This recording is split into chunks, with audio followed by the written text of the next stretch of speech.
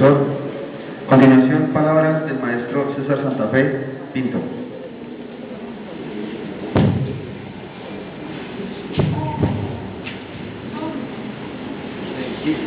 Gracias.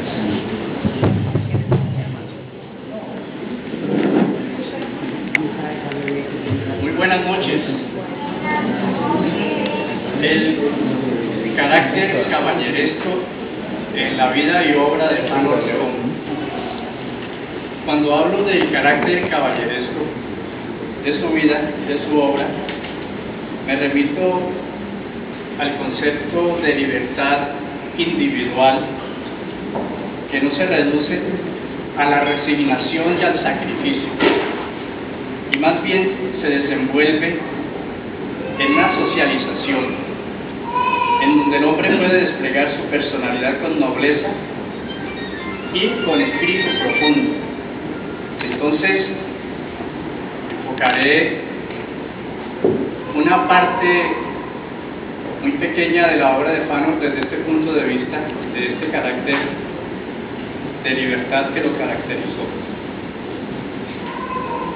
Escribir sobre el legado artístico de este gran maestro significa revivir un humanismo esperanzador y la ética existencial que lo caracterizaron como ser humano,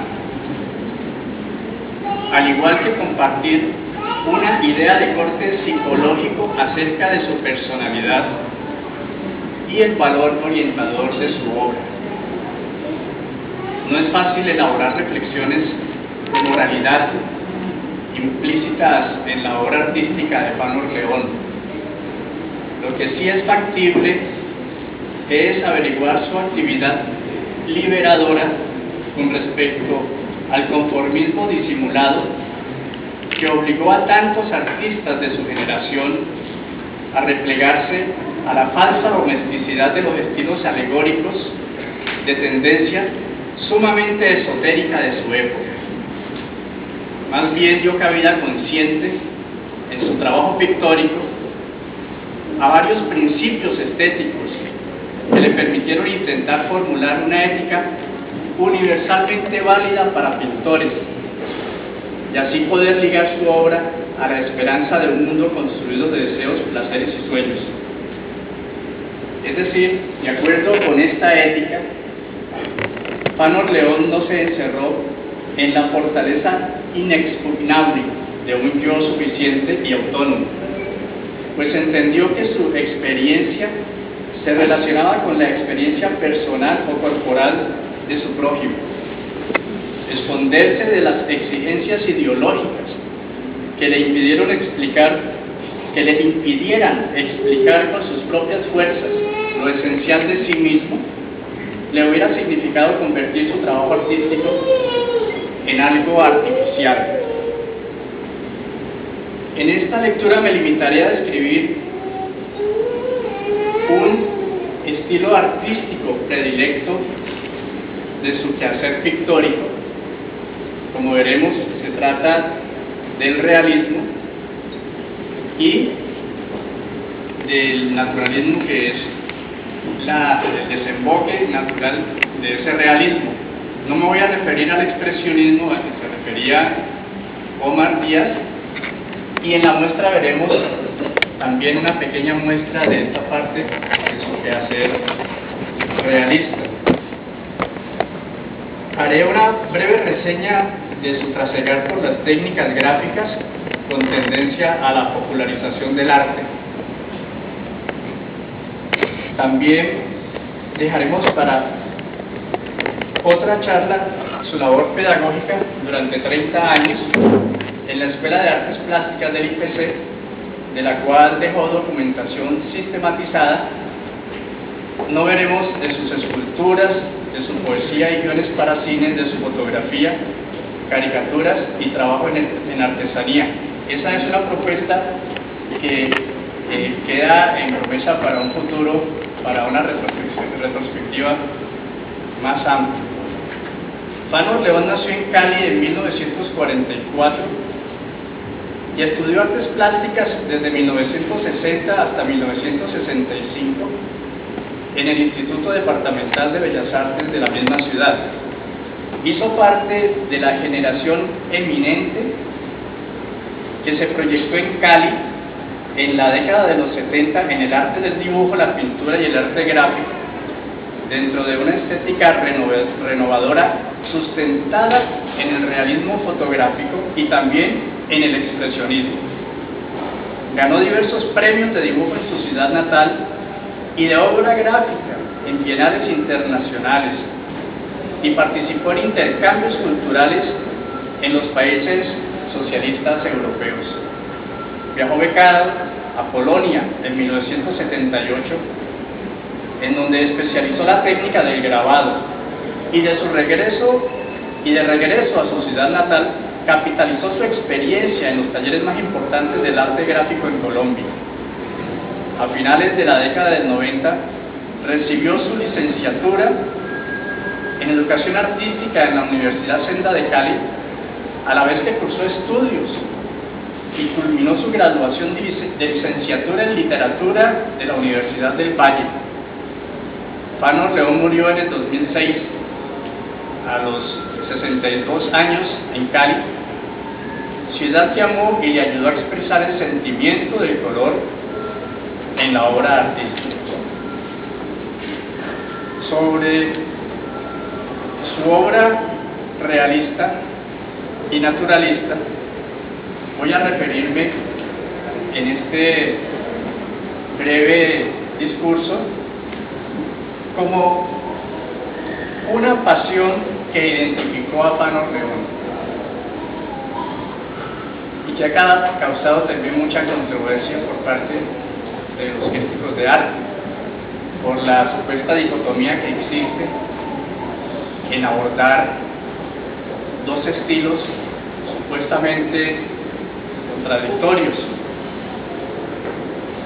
Su amor por la pintura realista y por la pintura naturalista fue un afecto que corrobora una hipótesis psicológica acerca de las emociones e intenciones básicas sobre las cuales sostuvo su obra y su vida desde hace 5 décadas, y es la de que no hizo un distanciamiento temeroso, rencoroso o incluso sagaz respecto de un entorno amenazador, caótico o malvado, y creyó positivamente en la contemplación del mundo con todos sus monstruos y misterios.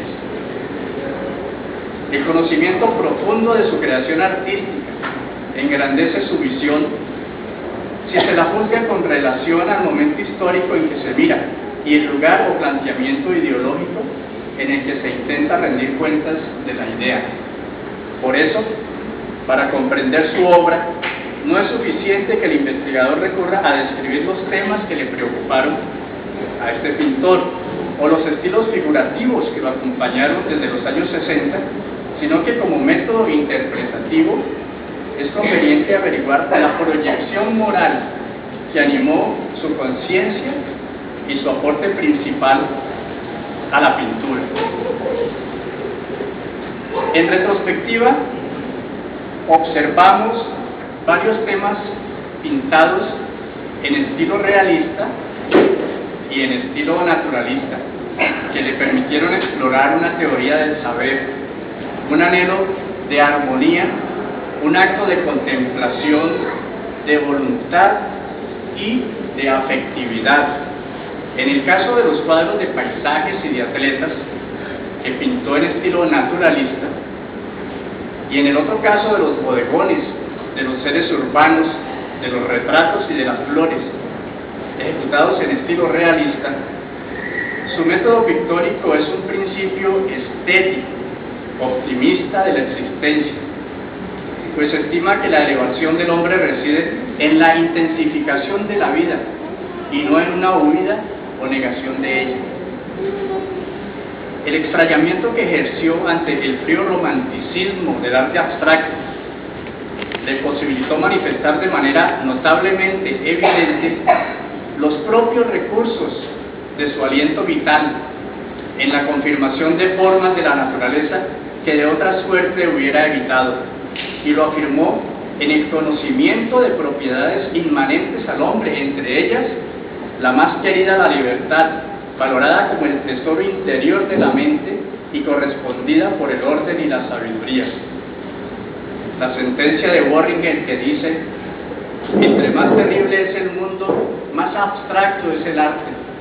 No hizo escuela en la investigación de Fanor León.